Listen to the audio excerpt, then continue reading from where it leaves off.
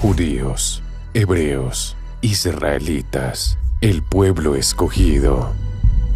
Son conocidos por muchos nombres y son uno de los pueblos más antiguos que habitan el mundo hoy en día.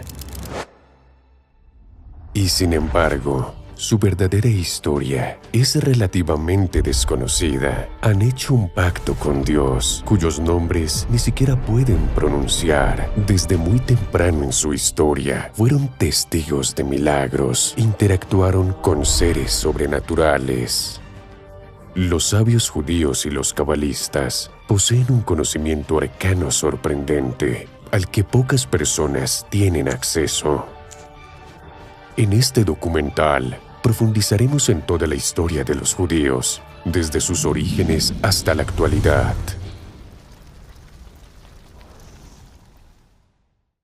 En 1896, el legendario egiptólogo y arqueólogo Sir William Flinders Petrie hizo un descubrimiento increíble en las arenas de Tebas, Egipto.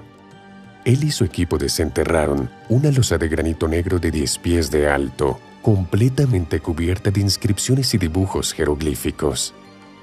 Era una inscripción conmemorativa hecha por el faraón Merneptah, que gobernó Egipto entre 1213 y 1203 a.C.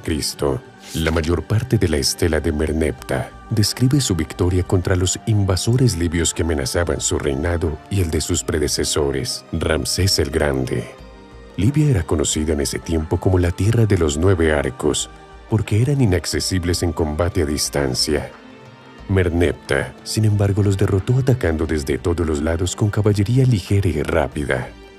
Los egipcios eran conocidos por no gustarles los espacios vacíos, así que al final de la estela, cuando se terminó la descripción de la campaña libia, el escriba real añadió unas líneas detallando otra campaña menor del faraón Merneptah, esta vez en Canaán. La estela dice: «Los príncipes están postrados, diciendo paz. Nadie levanta la cabeza entre los 9 arcos. Desolaciones para Tejenu. Hati está pacificado. Es saqueado Canaán con toda clase de mal. Es llevado a Ascalón. Es tomado Geser. Ya no me es hecho inexistente. Israel es desolado. Su semilla ya no existe. Cajaru se ha convertido en viuda debido a Egipto. Todas las tierras juntas están pacificadas. Todos los que estaban inquietos han sido encontrados. Un nombre destaca entre los demás. Este es, de hecho, el primer testimonio conocido del nombre Israel. Está claro que eran vecinos bien establecidos de Egipto y aún más, una amenaza palpable para su poder. De lo contrario, ni siquiera se les mencionaría en un documento real tan importante. Más interesante es el hecho de que la primera mención conocida al pueblo de Israel describe precisamente su derrota. La estela afirma: su semilla ya no existe, lo que implica que Egipto mató a todos los hombres israelitas. Y quizás pensaron que lo hicieron, pero de alguna manera el pueblo de Israel logró sobrevivir y construir un patrimonio impresionante. Como veremos a lo largo de este video, este tema de destrucción, supervivencia y resurrección se convertirán común en la historia judía. Ahora, antes de continuar, debemos abordar una concepción errónea común en la historia. Según los libros bíblicos de Génesis y Éxodo, los israelitas que vivían en el delta del Nilo fueron capturados y esclavizados por el faraón egipcio. La historia oficial dice que cuando los reyes egipcios decidieron construir las pirámides, utilizaron esclavos israelitas, a quienes llamaron hebreos. En realidad, lo único que es real en tal historia es el nombre, ya que hebreo es de hecho como los egipcios llamaban a los israelitas nómadas, para diferenciarlos de otros cananeos. La verdad es que las pirámides ya estaban allí cuando los judíos aparecieron en la historia, y los egipcios nunca permitirían que los extranjeros se acercaran tanto a sus secretos más importantes enterrados dentro de las pirámides. Durante la época de Ramsés II, también conocido como Ramsés el Grande, poco antes de que el faraón Merneptah publicara su ahora famosa estela, un mago hebreo llamado Moisés llegó a Egipto. La Biblia afirma que fue instado a liberar a los esclavos hebreos por el único Dios verdadero, Yahvé, que se presentó en forma de una zarza ardiente en la cima del monte Horeb. Pero la verdad es mucho más interesante que eso. Como hemos afirmado, no había esclavos hebreos en Egipto.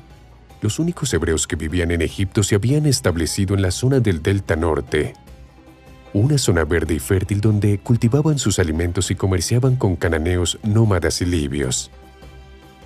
Yahvé era un dios guerrero, una entidad sobrenatural capaz de una enorme destrucción y venganza, y despreciaba a los egipcios politeístas. Sin embargo, los israelitas no estaban listos para luchar contra los poderosos ejércitos de Egipto en el apogeo de su poder, y aquellos que vivían en el delta preferían adorar a los dioses egipcios y vivir a su antojo en lugar de sobrevivir en el desierto. Esto enfureció a Yahvé. Entonces envió un solo hombre, Moisés, para afirmar el poder del único Dios, Yahvé, y pidió a los egipcios que deportaran a los hebreos al desierto. Moisés y su hermano Aarón se presentaron ante el faraón y le pidieron que liberara a los israelitas. El faraón entonces exigió que Moisés realizara un milagro como prueba de su habilidad como mago. Aarón entonces arrojó el bastón de Moisés al suelo, donde se convirtió en una serpiente gigante. Esto no impresionó al faraón, quien instruyó a sus magos de la corte para que hicieran exactamente lo mismo. Cada mago egipcio pudo convocar fácilmente una serpiente de la nada. Pero luego la serpiente de Moisés devoró a las demás. El faraón consideró esto una insolencia, por lo que echó a Moisés y a Aarón de su palacio. Moisés entonces se regresó al desierto y relató lo sucedido en Egipto a Yahvé, quien luego tomó cartas en el asunto. Hizo que Moisés regresara a Egipto para pedir al faraón que liberara a los israelitas. Lo hizo 7 veces, y cada vez que el faraón se negaba, Yahvé liberaba una nueva plaga. Los magos del faraón, mucho más poderosos que Moisés, pudieron contrarrestar fácilmente las primeras plagas, convirtiendo el Nilo en sangre y produciendo una plaga de ranas. La tercera plaga, una invasión de pequeños insectos o mosquitos, no fue tan fácil de contrarrestar, y Moisés le dijo al faraón que la única manera de eliminar las plagas era que los hebreos adoraran a Yahvé. El faraón luego instruyó a los hebreos en el delta del Nilo para que adoraran al Dios de Moisés con el fin de liberarse de las demás plagas, las moscas, la muerte del ganado, las úlceras, las tormentas de granizo y fuego, y las langostas. Después de esta última plaga, finalmente Ramsés el Grande accedió a expulsar a los hebreos de Egipto y se convirtieron en seguidores de Moisés, quien los condujo al desierto al este del Nilo. Las 7 plagas de Egipto no estaban dirigidas contra los egipcios en sí, sino contra los hebreos que vivían en Egipto. Se les consideraba paganos porque habían abandonado su fe original solo para vivir una vida próspera y fácil en Egipto. Esto queda demostrado por otra historia de la Biblia, que presenta al famoso becerro de oro cuando Moisés subió al monte Sinaí para recibir los 10 mandamientos directamente de Dios. Los israelitas quedaron en la base de la montaña durante 40 días y noches. Comenzaron a perder la fe y hasta pensaron que Moisés los había abandonado y no regresaría, por lo que desafiaron las reglas de Yahvé, según las cuales estaba prohibido adorar cualquier imagen de un dios. De hecho, según su religión, Dios no puede ser visto, representado o tocado, y ni siquiera su nombre puede ser pronunciado. En cambio, los israelitas se refieren a él como Elohim, el plural de dioses, o Adonai, mi Señor, pero nunca pueden pronunciar las 4 letras que forman el nombre de Yahvé, conocido como el Tetragramatón. En la base del monte Sinaí, los israelitas reunieron todos sus anillos y pendientes de oro, los fundieron y obligaron a Aarón a construir una imagen de un becerro. El toro es una deidad muy común en Egipto, llamada Apis. Apis era un dios del inframundo, pero también de la fertilidad. Y dado que muchos hebreos habían vivido en Egipto y estaban preocupados por encontrar comida en el desierto, era natural que recurrieran a Apis en busca de ayuda, ofreciéndole sacrificios y ofrendas quemadas. Al mismo tiempo, Moisés estaba en la montaña hablando con Dios. Él le dio 2 tabletas de piedra, y en cada una de ellas estaban grabados 5 mandamientos, 10 en total. Estas eran las leyes principales que cada hebreo debía obedecer si quería agradar a Yahvé. Pero luego Moisés bajó y vio el becerro. Se enfureció, ya que los hebreos habían quebrantado 2 de los mandamientos. No tendrás otros dioses delante de mí, y no te harás imagen ni ninguna semejanza. Quemó el becerro de oro en un fuego, lo redujo a polvo, lo mezcló con agua y obligó a los israelitas a beberlo. En el texto bíblico se dice que no todos los israelitas adoraron el becerro. Ahora, en este punto, se necesitan un par de precisiones sobre los orígenes de los israelitas. El ancestro tradicional de todos los israelitas es el patriarca Jacob, el hermano gemelo de Esaú, Rebeca. Su madre fue informada por Yahvé de que sus dos hijos crecerían y fundarían una gran nación, pero que Esaú acabaría sirviendo a Jacob. Esaú fundó Edom, y Jacob cambió su nombre a Israel después de encontrarse con un extraño misterioso, un antiguo astronauta que parecía conocer todos los secretos de la Tierra. Este no fue el único encuentro con seres extraterrestres que tuvo Jacob. Cuando huyó de su hogar temiendo a su hermano y buscó refugio en Mesopotamia, tuvo un sueño en el que pudo ver un extraño dispositivo que conectaba la Tierra y el espacio. Al no saber una palabra mejor para esta máquina de transporte, la llamó una escalera y pudo ver a extraterrestres que él consideraba ángeles viajando entre la tierra y los cielos. Fue allí donde conoció al propio Yahvé. Yahvé descendió a la tierra para decirle a Jacob que había hecho un pacto con su abuelo Abraham. Le prometió a Jacob que su pueblo gobernaría la tierra de Canaán siempre que tuviera muchos hijos para ocuparla. Así que Jacob tuvo 13 hijos y se estableció en Egipto con algunos de ellos, pero otros se dispersaron por el norte de África y Asia. Sus hijos formaron cada uno una tribu independiente o familia extendida. Sin embargo, la historia bíblica nombra solo a 12 tribus de Israel, y ha habido especulaciones sobre lo que ocurrió con la 13ª tribu perdida. Volveremos a este tema más adelante. La Biblia está llena de historias sobre personas cuya vida fue increíblemente larga y sugestivamente, todas estas personas tuvieron encuentros con seres extraterrestres. Jacob murió en Egipto a la edad de 147. Esto ocurrió 500 años antes de que Moisés viniera a rescatar a los hebreos de Egipto.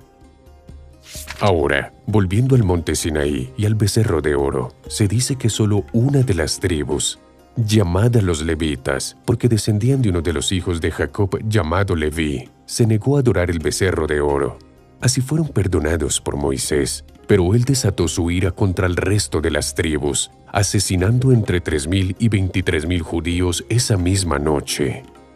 A partir de esa noche, y solo porque los israelitas participaron en los ritos religiosos que habían conocido durante siglos, toda su generación fue prohibida de entrar en la tierra prometida. Solo después de que todos ellos murieran, sus hijos pudieron finalmente establecerse en Canaán, la tierra de leche y miel. Además, a partir de ese momento, solo los miembros de la tribu de Leví podían ser considerados sacerdotes judíos.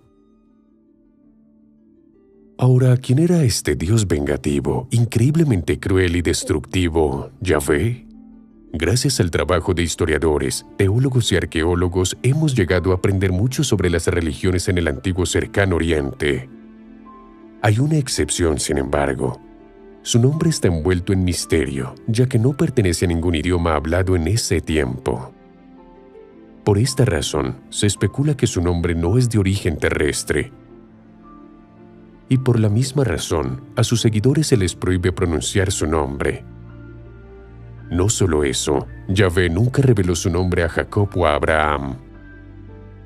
Pasaron siglos adorando a un Dios desconocido antes de revelar las 4 letras hebreas de su nombre a Moisés.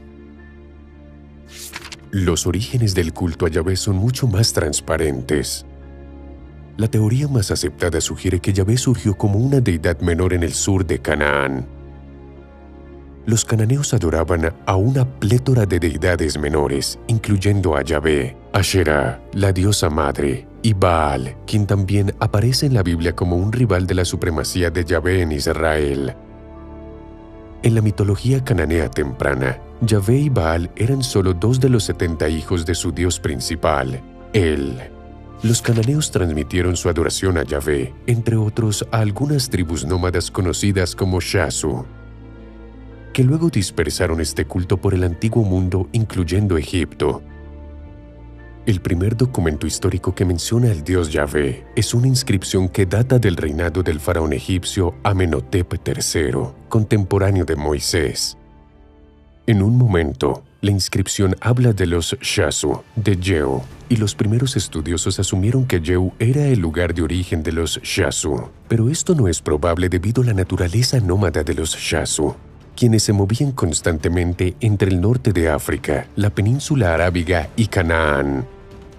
Pero Yahvé no era el típico dios cananeo de la agricultura o del clima, era un dios guerrero. Era ambicioso y no se detuvo hasta ser venerado como el único dios en el panteón.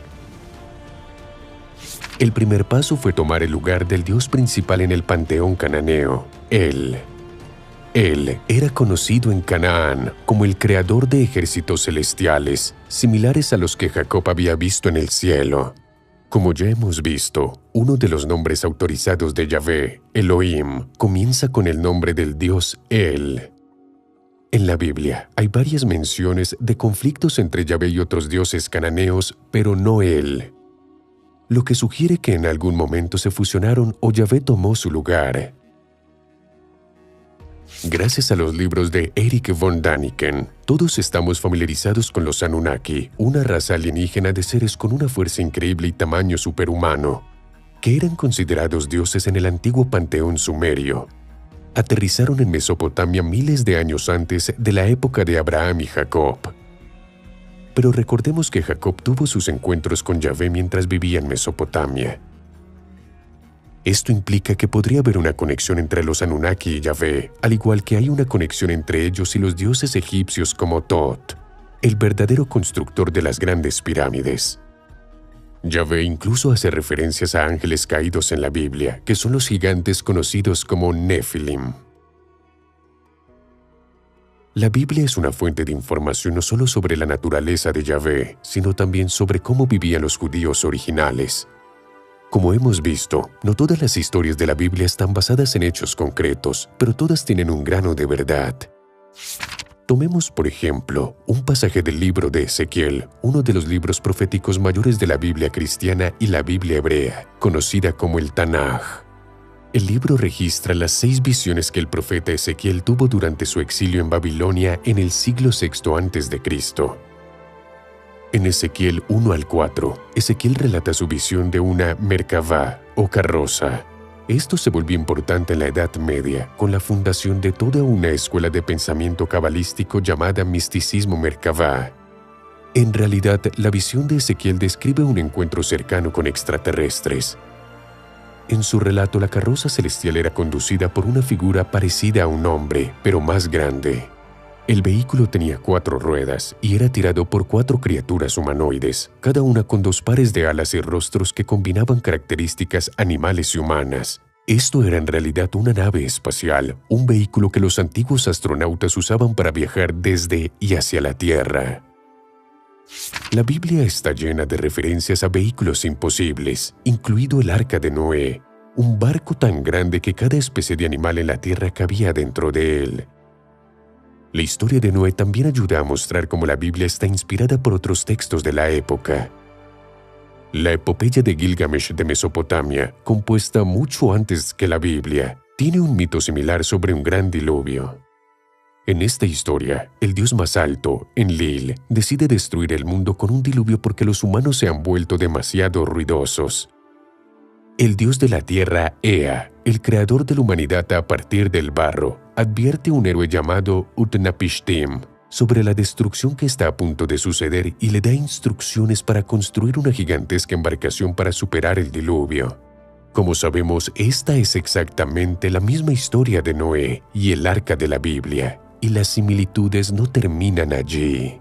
El mito de la creación babilónica, llamado Enuma Elish, es muy similar a la creación descrita en Génesis 1, incluyendo la creación del mundo a partir del agua, la separación de la oscuridad y la luz, y el establecimiento del orden por una única deidad poderosa. La Biblia está llena de relatos sobre avistamientos de seres celestiales. Algunos textos canónicos judíos, como el Salmo 19:2, afirma que los cielos proclaman la gloria de Dios, implicando que la adoración a Yahvé no está restringida a los humanos en la tierra, sino también a los seres celestiales que viven más allá de los cielos. La estructura social de los primeros judíos también está descrita en la Biblia. Originalmente eran nómadas y se organizaban en tribus, lideradas por un patriarca. La familia o tribu era así, la estructura social más importante para ellos, y continuó siéndolo cuando finalmente se establecieron en Canaán, la tierra prometida. Como ya hemos visto, cada israelita que estaba vivo en el momento del incidente del becerro de oro no pudo entrar en la tierra prometida. Esto incluyó a Moisés, quien se quedó atrás cuando las tribus cruzaron el río Jordán, ahora bajo el liderazgo de su hijo Josué. Después de 40 años en el desierto, finalmente pudieron establecerse en Canaán, construyendo ciudades y un templo en Jerusalén. Para lograr esto, exterminaron a los cananeos que habitaban la región, citando su derecho dado por Dios a la tierra prometida. Allí, escribieron y codificaron el Pentateuco o Torá, los primeros 5 libros de la Biblia, y desarrollaron sus prácticas religiosas. Estas incluían sacrificios y festivales como Yom Kippur, el Día de la Expiación, y la Pascua. La Torá también explica las restricciones dietéticas de los judíos, quienes tienen prohibido comer carne de camellos, cerdos, liebres y mariscos. Originalmente cada una de las 12 tribus se gobernaba a sí misma y coexistían sin la necesidad de construir un estado. Pero una vez en Canaán, y con tantos vecinos poderosos, los ancianos de todas las tribus israelitas decidieron que necesitaban un rey. Un judío llamado Saúl fue designado rey, pero no duró mucho, ya que pronto desobedeció a Yahvé, y fue castigado por él. Yahvé lo hizo matar en batalla contra los filisteos. El siguiente rey de Israel y Judá fue David. David también enfrentó desafíos, tanto de sus vecinos como de los israelitas, quienes iniciaron una guerra civil que obligó a David a huir momentáneamente. Reunió apoyo y regresó a Israel, sofocó la revuelta y forjó una poderosa y unificada monarquía israelita. Fue un líder militar exitoso que derrotó a los filisteos y vengó a Saúl, asegurando también las fronteras de Israel. Es en este momento de la historia que podemos comenzar a hablar de un verdadero imperio israelita que ejerció dominio sobre los filisteos vecinos, Moab, Edom y Amón, e incluso logró someter a las ciudades-estado armenias de Aram Sobá y Aram Damasco para convertirlas en estados vasallos. David es sucedido por su hijo Salomón. Salomón es recordado como un gran rey, famoso por su riqueza y su sentido de la justicia. También es Salomón quien construyó el primer templo. Se encontraba en una ubicación muy importante, en la cima del monte Moria, en Jerusalén, exactamente donde el padre de Salomón, el rey David, tuvo un encuentro con un ángel extraterrestre. El templo de Salomón fue la primera manifestación del conocimiento arcano transmitido durante generaciones que los israelitas recibieron directamente de Yahvé. Por esta razón, muchos científicos e investigadores han estudiado detenidamente el significado de cada parte del templo. El libro de los Reyes describe en detalle cómo se construyó el templo de Salomón. La entrada al templo estaba sostenida por 2 columnas o pilares robustos. La columna derecha se llamaba Jaquín, que significa Él establece, y la columna izquierda se llamaba Boaz, que significa en su fuerza. Estas representaban la dualidad de todo el cosmos, y en las cartas del tarot medieval se puede ver que la alta sacerdotisa está rodeada por 2 columnas, una con la letra B y la otra con la letra J. Aparte de la dualidad expresada en las columnas, el templo estaba dividido en 3 partes, ya que 3 era considerado el número de Dios, perfección, armonía y sabiduría. La primera parte era un gran atrio con un altar para las ofrendas, donde el pueblo de Israel se reunía para adorar a Dios. Esta parte del templo era pública. Luego estaba el lugar santo, que consistía en una habitación cerrada con un candelabro de oro, un altar de oro para el incienso y una mesa. Esta habitación no era pública, pero estaba abierta a los israelitas cuando los sacerdotes oficiaban ceremonias. Finalmente estaba el Santo de los Santos, prohibido para todos excepto el sumo sacerdote una vez al año. Dentro de esta habitación misteriosa descansaba el Caperet o propiciatorio, que era la tapa de oro colocada sobre el Arca de la Alianza. Contaba con 2 querubines de oro en los extremos, simbolizando el espacio en el que Yahvé aparecía y residía. Esto estaba relacionado con los rituales de Yom Kippur, que era el único día del año en que se podía acceder al Santo de los Santos. Salomón también reconstruyó numerosas ciudades significativas que habían sido destruidas, incluyendo Megido, Asor y Geser. Lamentablemente, cuando murió alrededor del 926 a.C., la tensión entre las tribus de Israel se transformó en otra guerra civil.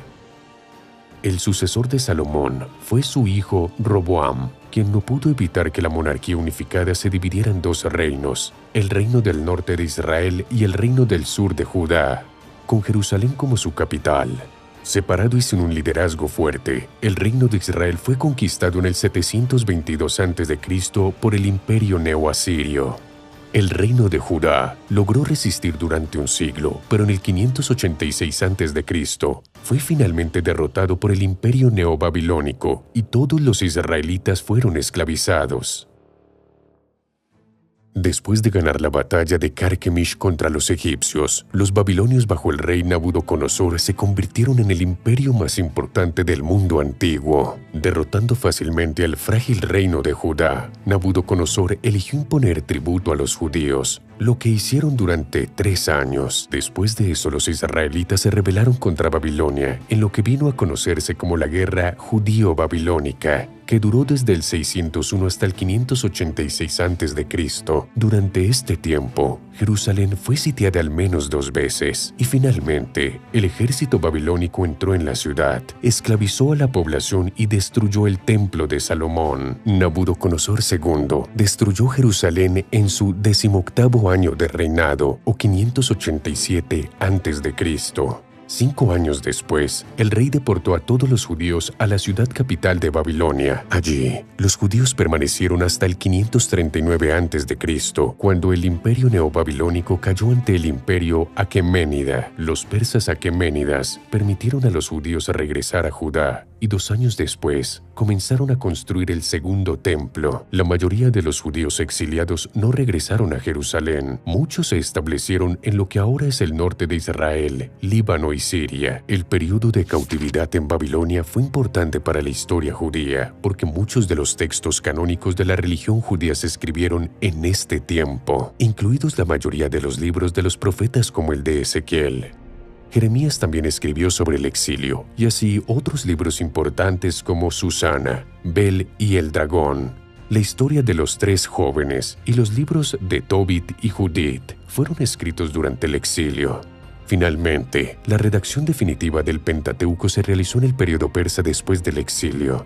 El libro de las Lamentaciones está dedicado enteramente al cautiverio babilónico. También es importante mencionar que fue durante este periodo cuando se adoptó el alfabeto hebreo y se redactó la Torá. Como no había un templo central en el que reunirse, las prácticas privadas basadas en la Torá se hicieron comunes, y muchos de los ritos sagrados del judaísmo moderno comenzaron durante el exilio en Babilonia. De hecho, se puede afirmar que es precisamente cuando comenzó la religión judía.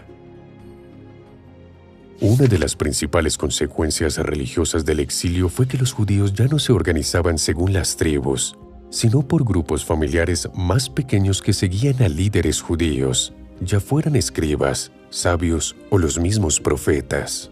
Por esta razón, cuando Babilonia cayó y fue conquistada por el imperio persa en el 540 a.C., muchos judíos no regresaron inmediatamente a Judá, sino que eligieron seguir a sus profetas. Según las Escrituras Santas, solo aquellos judíos adheridos a las enseñanzas de Esdras y Nehemías los siguieron de regreso a Judá y reanudaron sus prácticas tradicionales. El resto eligió quedarse en Babilonia o establecerse en otro lugar del imperio persa. Aquellos judíos que regresaron a Judá, o Sión, como comenzaron a llamar a la tierra prometida, comenzaron inmediatamente a reconstruir el templo. Por esto, independientemente de dónde se establecieron los judíos en los tiempos postexílicos, este periodo es conocido por los historiadores como el periodo del Segundo Templo. Duró aproximadamente 600 años, entre el 516 a.C. y el 70 después de Cristo, durante el cual el Segundo Templo se mantuvo en la ciudad de Jerusalén antes de ser destruido por los romanos. Este fue un periodo altamente conflictivo en el que el reino de Judá disfrutó de cierta libertad solo para ser luego anexado al imperio helenístico, el reino tolemaico y el imperio seleucida y Roma. Poco después de la conquista, el rey persa Ciro el Grande emitió una ley conocida como el Edicto de Ciro, en la cual animaba a los exiliados de diferentes orígenes a regresar a sus tierras natales. El edicto también estipulaba que la zona de Jerusalén sería convertida en una provincia autónoma dentro del imperio aqueménida, pero gobernada por los judíos. A aquellos judíos que regresaron a su tierra natal se les ofreció incluso ayuda para reconstruir el templo, lo que no rechazaron. La era persa sentó las bases para la religión judía unificada y el comienzo de un canon escritural. La Torá final, que había sido redactada durante el exilio, se completó durante el periodo persa. Fue el profeta Esdras quien tuvo un papel crucial en su promulgación. Al principio entonces se construyó Jerusalén, y aunque el templo fue terminado, no tenía la misma importancia y relevancia que en los tiempos de Salomón. En el 332 a.C., el imperio persa fue conquistado por los ejércitos macedonios de Alejandro Magno. Alejandro no permaneció mucho tiempo en ninguna de sus posesiones, sino que continuó conquistando tierras hasta llegar al río Indo. Tras regresar, murió en Babilonia bajo circunstancias misteriosas a la edad de 32 años. Después de su muerte, sus generales dividieron el imperio entre ellos y Judea se convirtió en una región fronteriza entre el imperio seleucida y el Egipto tolemaico. Judea fue considerado un estado vasallo de los tolemaicos y la gobernanza de la región quedó en manos del cargo hereditario de sumo sacerdote de Israel. Este periodo de relativa paz entre 301 y 219 a.C.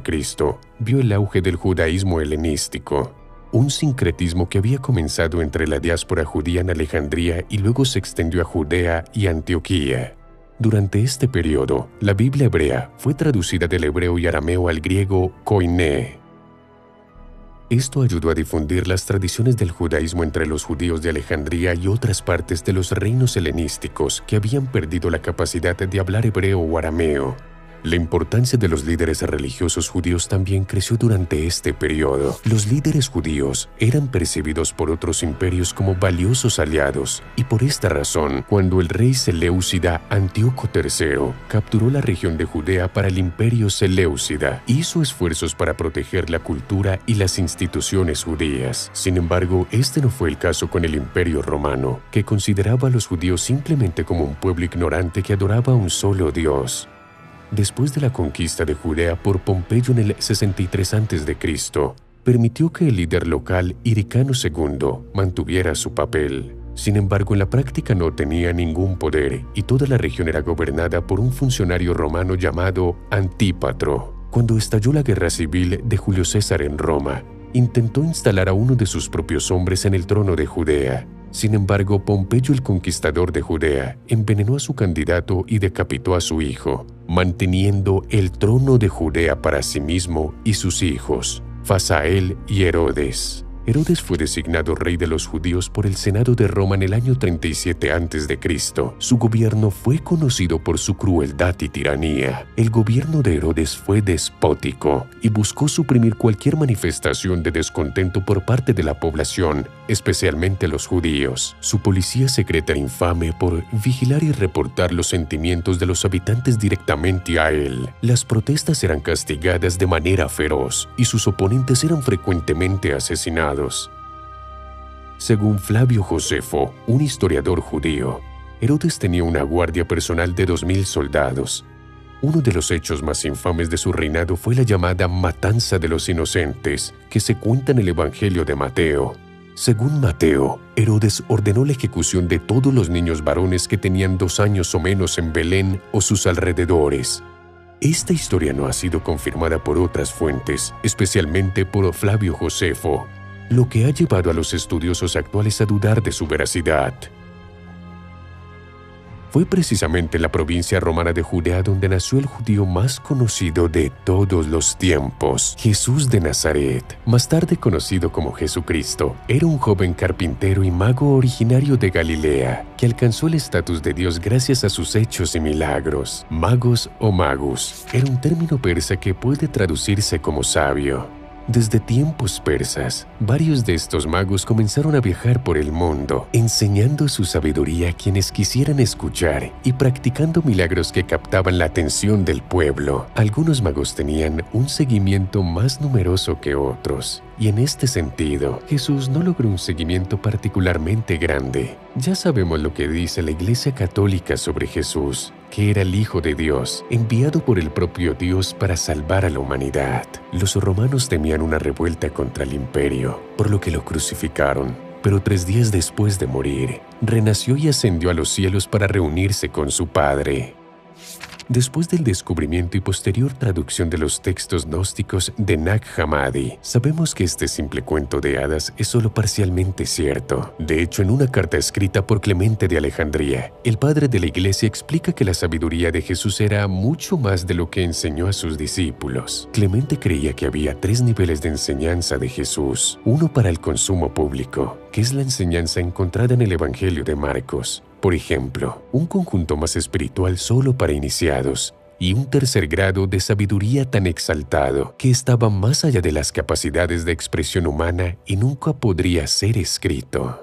Este último nivel estaba estrictamente reservado para los graduados más altos y se transmitía oralmente. Por esta razón, es posible que nunca sepamos lo que Jesús tenía para enseñar. Esta estructura de 3 niveles recuerda los 3 espacios diferentes en el Templo de Salomón. De hecho, hay algunas personas que creen que la madera de las columnas del Templo de Salomón fue utilizada en la fabricación de la cruz. Esta afirmación es imposible de probar, pero lo que sí sabemos es que Jesucristo tuvo que estar en contacto con los mismos seres superiores que Salomón conoció más de 1000 años antes. Los evangelios gnósticos encontrados en Nag Hammadi en realidad apuntan a que Jesús descendió desde arriba para revelar la verdad a la humanidad. La gnosis es un conocimiento oculto que solo puede transmitirse a través de la palabra hablada, y aún así, cualquier discípulo que quiera recibir esta verdad necesita prepararse durante mucho tiempo antes de poder entender la enseñanza. Los gnósticos creían que nadie podía siquiera entender a Dios. Él es distante, incognoscible. El Dios creador que adoramos en la tierra no es más que una deidad menor y defectuosa. Jesús, entonces, no es el representante del verdadero Dios, ni su propia carne. No vino como Salvador, sino como revelador que intentó mostrar al mundo cómo escapar de la prisión material y reconectar con el principio interior, la chispa divina que los gnósticos creen que está dentro de cada persona. En este sentido, según las enseñanzas gnósticas, Jesús enseñó el conocimiento de uno mismo, porque solo a través del conocimiento de uno mismo se puede obtener el conocimiento de Dios. Descubrir esa chispa divina interior es lo que lleva a la unidad con Dios. Esto explica por qué los evangelios gnósticos muestran a María Magdalena bajo una luz diferente a la tradición bíblica común. En la Biblia, María Magdalena es solo una figura secundaria, pero según los evangelios gnósticos, ella era una discípula cercana de Jesús. El evangelio de María Magdalena incluso la presenta como la receptora de enseñanzas especiales de Jesús, sugiriendo una comprensión más profunda. Los gnósticos no hacían distinción entre hombres y mujeres. Ambos tenían la chispa interior y estaban igualmente preparados o no preparados para recibir la verdadera sabiduría. En el evangelio de Felipe, se dice incluso que Jesús amaba más a María Magdalena que a otras mujeres, lo cual se confirma con un fragmento encontrado hace 10 años que habla de María Magdalena como esposa de Jesús.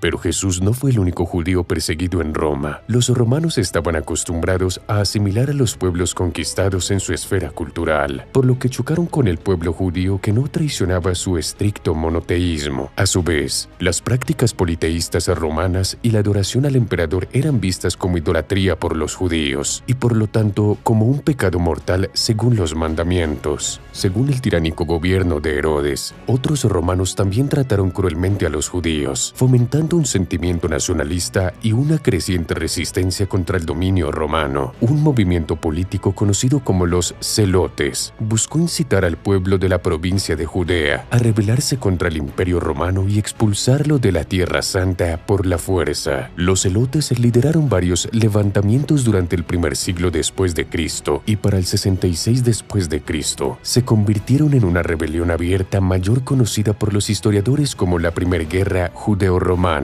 La respuesta romana fue brutal. Jerusalén fue saqueada, el segundo templo destruido completamente y miles de judíos fueron asesinados o vendidos como esclavos en la capital romana. Esto no desalentó a los judíos, quienes décadas después iniciaron una rebelión armada a gran escala conocida por el nombre de su líder, Simón Bar Kokhba. Tras las revueltas, la población judía en Judea disminuyó, con muchos huyendo o siendo vendidos como esclavos. Esto dispersó aún más la diáspora judía por todo el imperio. Las restricciones a las prácticas religiosas y las leyes discriminatorias se hicieron más comunes. Una de las consecuencias de estas revueltas fue el surgimiento del judaísmo rabínico, que se convirtió en la fuerza unificadora para todas las comunidades judías dispersas por el Imperio Romano. Los rabinos eran responsables de preservar la ley y las tradiciones judías, incluso cuando tenían que hacerlo en secreto. Esto dio a los judíos un sentido de identidad frente al dominio romano, un legado de complejidad. La relación entre judíos y romanos en el imperio desafió una fácil categorización. Los periodos de tolerancia coexistieron con una represión brutal. El legado es complejo, marcado tanto por la cooperación como por el conflicto. Los evangelios gnósticos, por ejemplo, reflejan algunas de estas tensiones, con algunos retratando una coexistencia más armoniosa, mientras que otros insinúan resistencia judía al dominio romano. Paradójicamente, el reinado de Nerón no fue negativo para los judíos. Al igual que su tío Calígula, el emperador Nerón tenía una reputación de locura y crueldad. Sin embargo, un aspecto interesante y a menudo pasado por alto de su reinado fue la relación entre Nerón y los judíos. En el 62 después de Cristo, Nerón se casó con una joven aristócrata llamada Popea Sabina. Las fuentes antiguas afirman que fue Popea quien mató a la exesposa de Nerón, Octavia, y a su tutor, el filósofo Séneca. Aparentemente, ella no tenía aversión hacia los judíos e intervino en 2 ocasiones separadas para evitar que su esposo tomara medidas contra los judíos. Esto significaba que, mientras Nerón fuera emperador, los judíos estaban relativamente libres y protegidos. El mismo Nerón fue responsable del gran incendio de Roma en el 64 después de Cristo.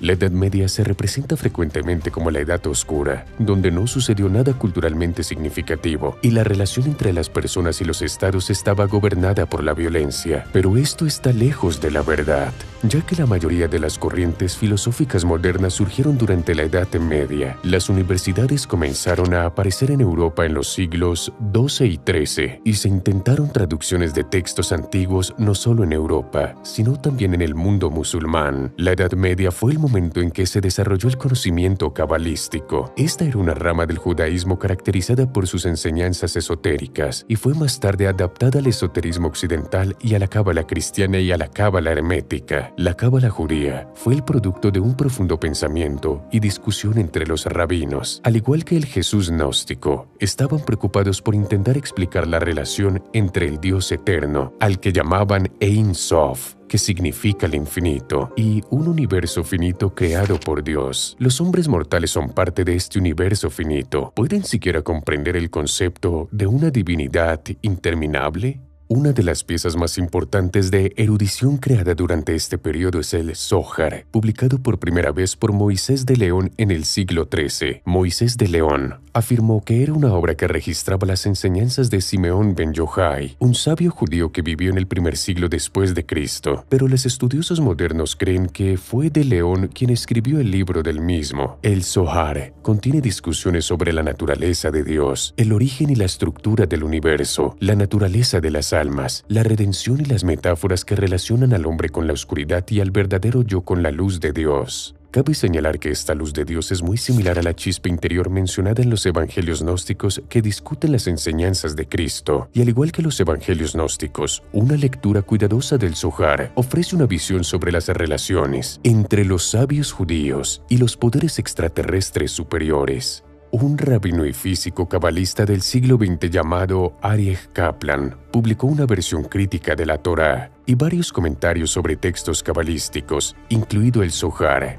Después de estudiar este texto durante varios años, concluyó que contenía evidencia de la existencia de vida extraterrestre. Los textos cabalísticos afirman claramente que existen 7 tierras. Hasta los estudios de Kaplan, se pensaba que este número correspondía a los 7 continentes. Pero como recuerda Kaplan, el Zohar explica que cada una de estas 7 tierras está separada por un firmamento. También afirma que cada una de ellas está habitada por criaturas inteligentes. no hombres, sino otros seres que entienden la existencia de Dios. Parte de esta sabiduría secreta se encuentra en el llamado Árbol de la Vida. El Árbol de la Vida cabalístico es un diagrama arcano que contiene 10 esferas llamadas Sefirot. Cada una de las Sefirot tiene un nombre específico y ciertas características, y están conectadas por 22 caminos diferentes. En los diagramas cabalísticos tradicionales, el árbol de la vida está sostenido por una columna negra y una columna blanca, simbolizando a Jachín y Boaz del Templo de Salomón. Una interpretación habla del camino entre la tierra y los cielos que los antiguos astronautas viajaron. Muchos judíos, y especialmente practicantes de la Cábala, se han establecido en España. Pero los reyes católicos, Isabel y Fernando, estaban decididos a lograr un reino culturalmente homogéneo.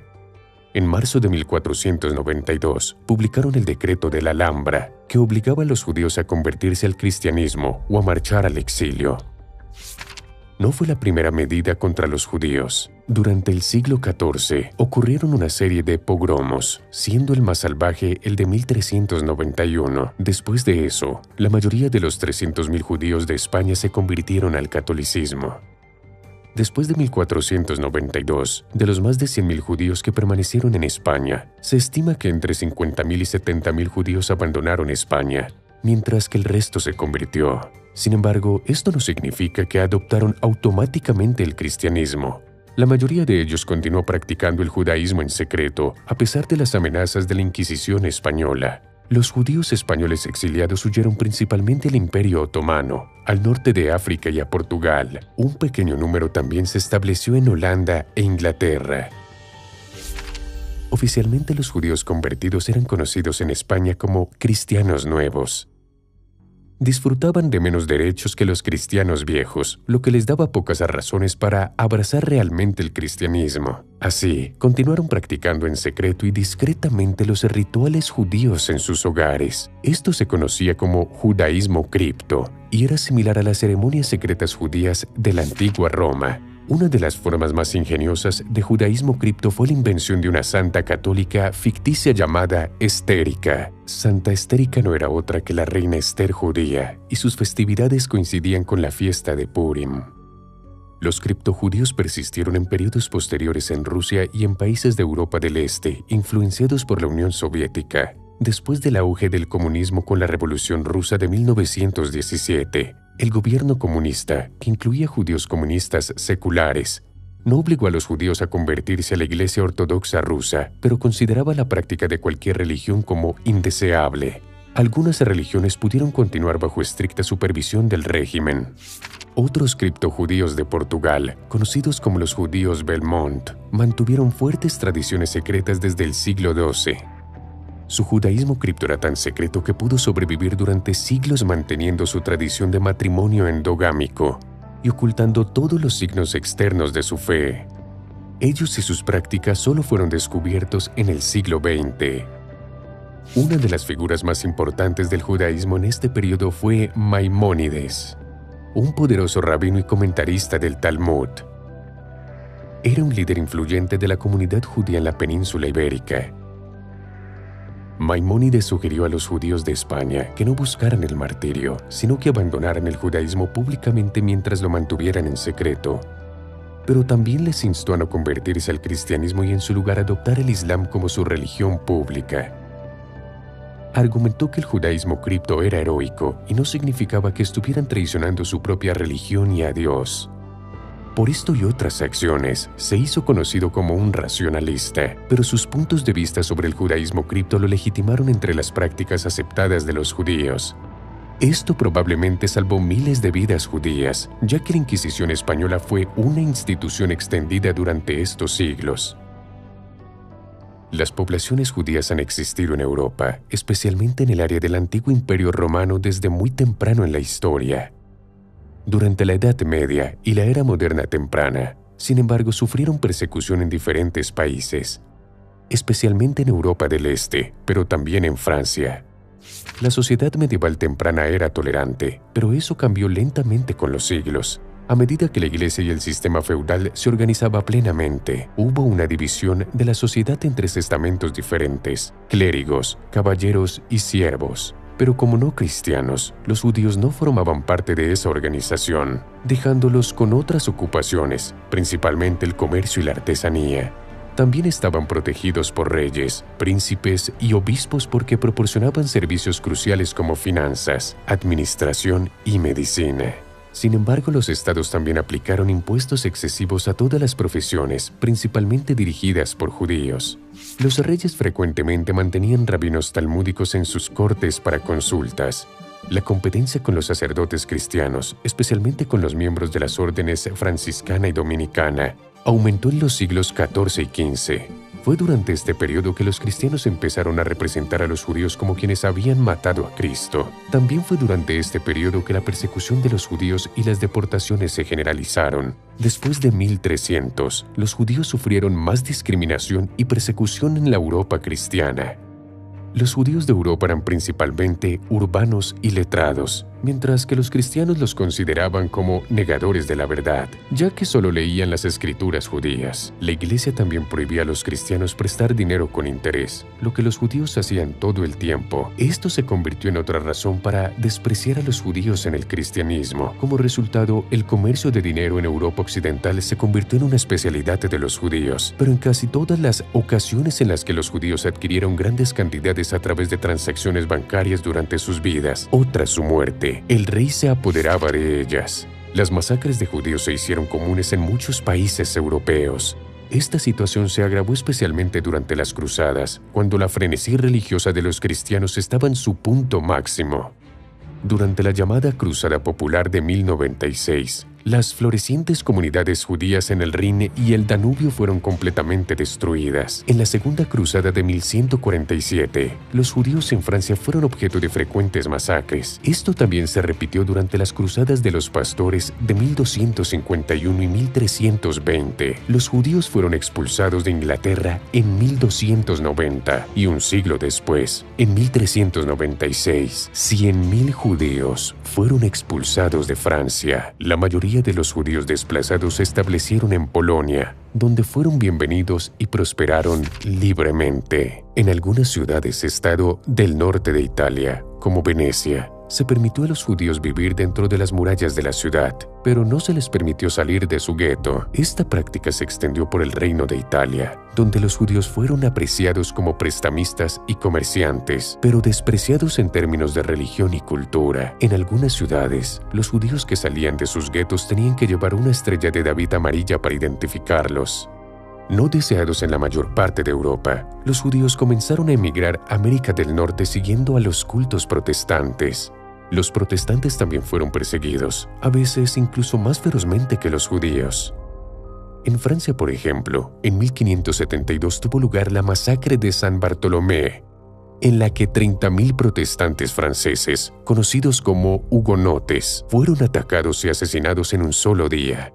América fue un destino atractivo para ambos grupos debido a sus oportunidades sociales y empresariales, y posteriormente se convirtieron en un refugio del peligro del continuo antisemitismo en Europa. La mayoría de los judíos nunca regresaron a Europa. La comunidad judía americana creció a aproximadamente 15.000 para 1840 y a unos 250.000 para 1880. La mayoría de los judíos migrantes del siglo XIX provenían de países de habla alemana, Austria y Alemania, y se dedicaban comúnmente al comercio, la manufactura y operaban tiendas de ropa en muchas ciudades. Este número creció significativamente entre 1880 y el inicio de la Primera Guerra Mundial en 1914, a medida que 2 millones de judíos askenazíes de habla yidis inmigraron desde comunidades de la diáspora en Europa del Este, donde la vida era insostenible debido a los frecuentes pogromos. Llegaron de comunidades judías en Rusia, Polonia, Lituania y las partes de Polonia controladas por Rusia. Este último grupo se concentró en la ciudad de Nueva York, donde aún hoy forman una comunidad poderosa.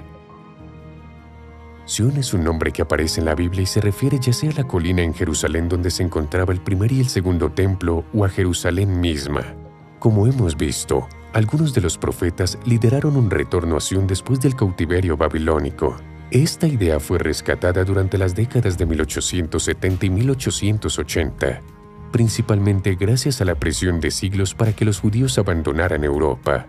Sin embargo, no había existido un Estado judío en Oriente Medio durante milenios, y la región estaba ocupada por otros pueblos. Al principio comenzaron a discutir la inmigración masiva a la Siria otomana con el objetivo de restablecer un Estado judío en Palestina y cumplir las profecías bíblicas contenidas en el Talmud. Después del decreto de Ciro, el retorno a Sion se convirtió en una importante demanda política para todos los judíos. Llamaron a la migración a Jerusalén Aliyá. Figuras judías influyentes empezaron a discutir la posibilidad de llevar a cabo la Aliyá. El movimiento sionista fue fundado oficialmente en 1884 en la Convención de Katowice y más tarde el Congreso Sionista Mundial de 1897 estuvo dominado por la figura de Theodor Herzl, el principal activista que buscaba establecer un Estado para los judíos. Herzl y otros judíos utilizaron sus contactos en diferentes lugares de poder en Europa, principalmente en Inglaterra. Después de la Primera Guerra Mundial, parecía que habían llegado las condiciones que hacían posible para los judíos establecer tal Estado. El Reino Unido había capturado Palestina del Imperio Otomano, y los judíos comenzaron a presionar al gobierno para que les diera el control de Palestina. En este contexto, Arthur James Balfour, el secretario de Estado británico, emitió una declaración en forma de carta a Lionel Walter Rothschild, un destacado líder de la comunidad judía británica y sionista. En esta carta, fechada en 1917, Balfour expresó el apoyo del gobierno británico para el establecimiento de un hogar nacional para el pueblo judío en Palestina. En 1920, se estableció el Mandato Británico de Palestina y Herbert Samuel, projudío, fue nombrado Alto Comisionado de Palestina. En los años siguientes, ocurrieron varias olas de inmigración judía a Palestina. Sin embargo, los habitantes árabes de Palestina eran hostiles a la creciente inmigración judía y como resultado comenzaron a expresar su oposición al establecimiento de asentamientos judíos y también comenzaron a expresar su oposición a la política projudía del gobierno británico de maneras violentas. Después de los disturbios árabes de 1920 y los disturbios de Jaffa en 1921, el liderazgo judío en Palestina creyó que los británicos no tenían deseos de confrontar a las bandas árabes locales y castigarlas por sus ataques a los judíos palestinos. Los funcionarios ingleses simplemente decidieron que no tenían responsabilidades en este conflicto entre los dos grupos extranjeros. En 1922, vivían en Palestina 600.000 musulmanes, así como 94.000 judíos. Se produjeron grandes disturbios durante 1929 y más tarde en la revuelta árabe de 1936 a 1939 en Palestina. El Reino Unido, al ver este aumento de la violencia, comenzó a inclinarse hacia una solución binacional, apoyando el establecimiento tanto de un Estado árabe como de un Estado judío. Sin embargo, en 1939, los judíos tenían preocupaciones más urgentes.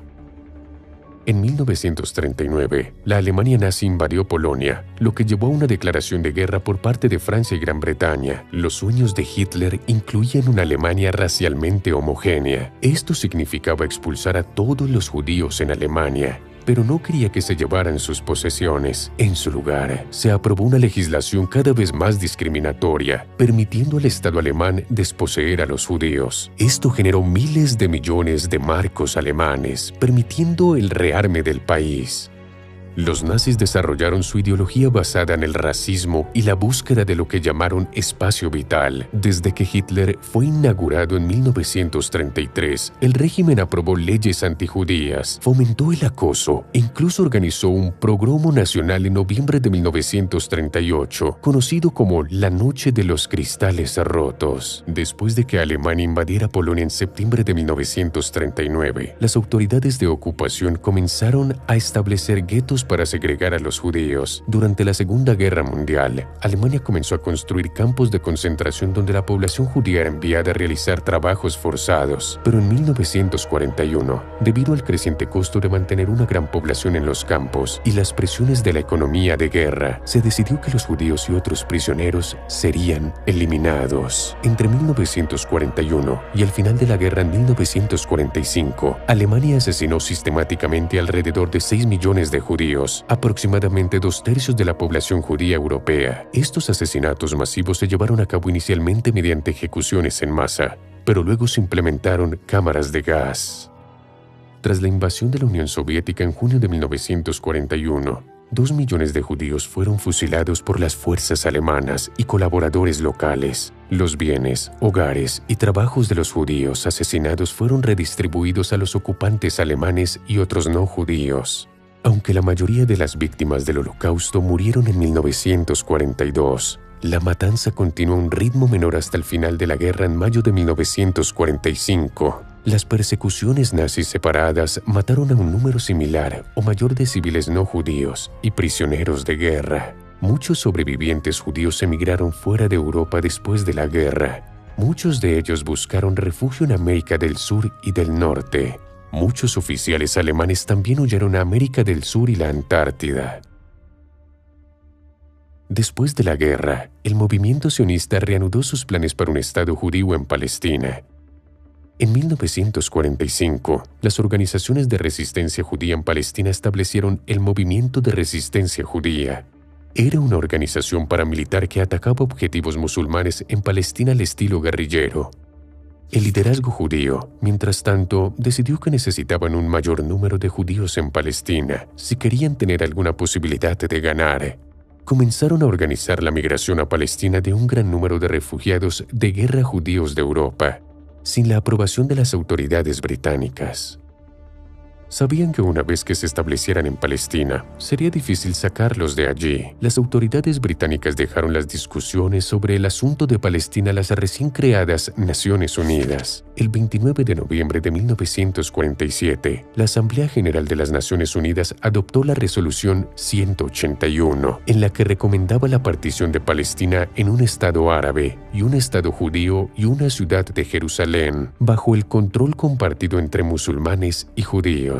El liderazgo judío aceptó la decisión, pero la Liga Árabe y el liderazgo de los árabes palestinos se opusieron a ella. En 1948, comenzó una guerra abierta entre árabes e israelíes. En medio de la guerra, después de que los últimos soldados británicos del Mandato de Palestina abandonaran la zona, el líder judío David Ben-Gurión proclamó el 14 de mayo de 1948 el establecimiento de un Estado judío en Palestina, que recibió el nombre de Estado de Israel. En 1949, cuando terminó la guerra, el Estado de Israel comenzó a recibir grandes oleadas de inmigrantes judíos de todo el mundo. Cabe señalar que Israel no respetó la división propuesta por las Naciones Unidas y si no fuera por la defensa egipcia de la Franja de Gaza y Transjordania, defendiendo Cisjordania, Israel habría ocupado la totalidad de Palestina. Desde su inicio en 1948, el Estado de Israel ha llevado a cabo una política exterior agresiva, fomentando la migración de judíos de todo el mundo a Israel y utilizando el espionaje y el poder militar para lograr sus objetivos en la región. Israel es hoy uno de los 9 países con más ojivas nucleares, a pesar de ser un país relativamente pequeño con una población de menos de 10 millones de personas. Desde 1948, Israel ha estado involucrado en varios conflictos militares importantes, tanto que toda la historia del Estado de Israel se puede contar a través de sus guerras. Cuando las Naciones Unidas votaron para dividir el mandato británico de Palestina en 2 estados, las tropas británicas recibieron órdenes de abandonar el país de inmediato. Al mismo tiempo, la violencia entre árabes y judíos se intensificó.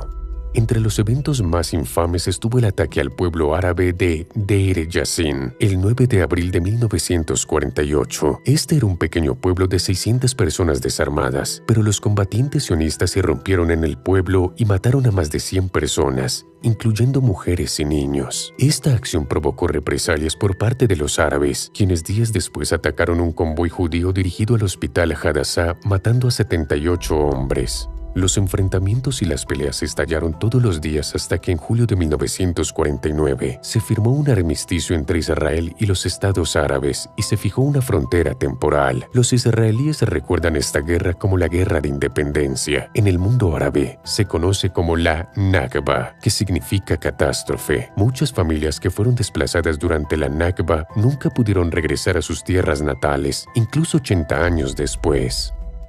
En 1956, el presidente egipcio nacionalizó el Canal de Suez, una vía de agua que conecta Europa y Asia, y que hasta ese momento estaba en manos de capitales franceses y británicos. Tanto Francia como Gran Bretaña enviaron dinero y armas a Israel, que aceptó invadir Egipto. Una vez asegurada el área, ellos intervendrían para recuperar el control sobre el canal de Suez. La invasión de la península del Sinaí comenzó en octubre de 1956 y en solo 5 días, el ejército israelí logró capturar Gaza, Rafah y Al-Arish, tomando miles de prisioneros. Este ataque tomó por sorpresa a los egipcios, que no tuvieron otra opción que aceptar la derrota.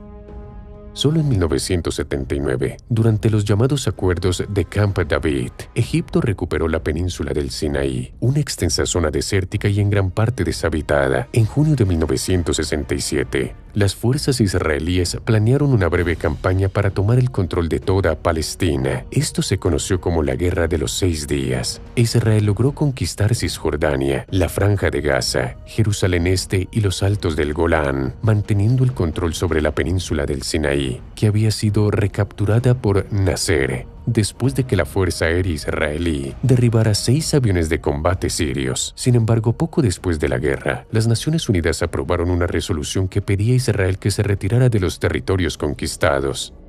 Después de la Guerra de los 6 días, surgieron peleas esporádicas en diferentes partes del país. Esto se convirtió en una guerra abierta en 1973. Y el 6 de octubre, el día santo judío de Yom Kippur, Israel fue sorprendido por las fuerzas egipcias cruzando el canal de Suez y por las fuerzas sirias cruzando a los Altos del Golán.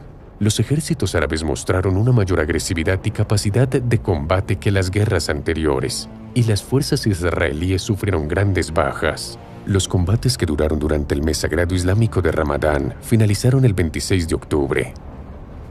Israel firmó un acuerdo formal de alto el fuego con Egipto el 11 de noviembre y con Siria el 31 de mayo de 1974.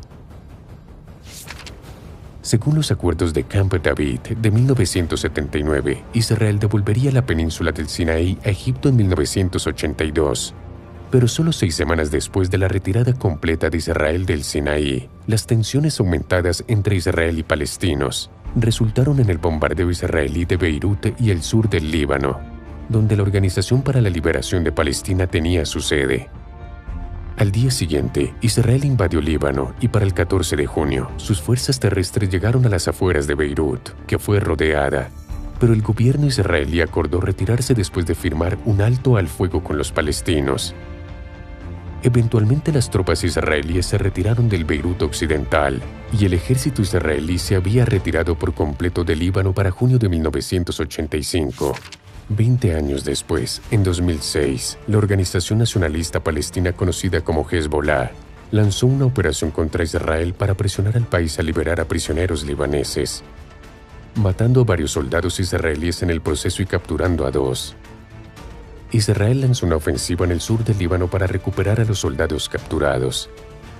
La guerra duró solo un mes, pero dejó más de 1.000 libaneses muertos y alrededor de 1 millón de desplazados.